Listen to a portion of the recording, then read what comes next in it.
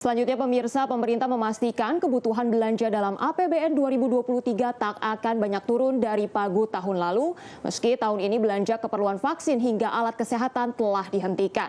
Menteri Keuangan menjelaskan total belanja yang mencapai 3.000 triliun digunakan untuk menjadi bantalan bagi program belanja perlindungan sosial hingga subsidi yang tetap tinggi. Pemerintah memastikan akan mendorong optimalisasi belanja APBN 2023 meski pada tahun ini alokasi belanja penanganan COVID dan pemulihan ekonomi nasional telah dihentikan. Dalam Rakornas Transisi Penanganan COVID-19, Menteri Keuangan Sri Mulyani Indrawati menjelaskan bahwa pada tahun ini belanja negara di APBN mencapai 3.061 triliun rupiah.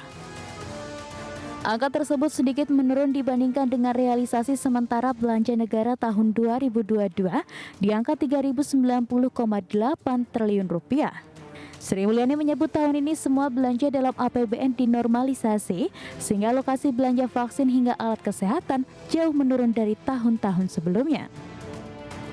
Namun belanja tahun ini bukan berarti didesain turun drastis, sehingga belanja tahun ini didesain tetap tak jauh dari realisasi tahun lalu agar tetap memiliki ruang fiskal yang cukup dalam menghadapi dampak global, seperti untuk menopang beban subsidi energi hingga program perlindungan sosial. Uangnya itu di tahun 22 adalah untuk subsidi BBM. 555 triliun dan semuanya belanja supporting. Sehingga tahun 2023 ini ya sebetulnya kalau subsidi BBM, harga BBM cenderung turun, kita akan tetap punya ruangan yang cukup. Memang ketidakpastian yang ada adalah dari sisi penerimaan negara, yaitu harga-harga komoditas dan prospek dari perekonomian.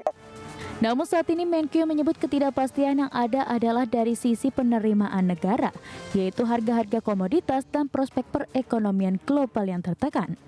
Untuk tahun 2023 pihaknya akan tetap mengalokasikan belanja negara untuk pendidikan sebesar 612,2 triliun, kesehatan 178,7 triliun, perlindungan sosial 476 triliun, ketahanan pangan 104,2 triliun, ketahanan energi termasuk subsidi 341,3 triliun, infrastruktur 392,1 triliun, dan pertahanan keamanan 316,9 triliun.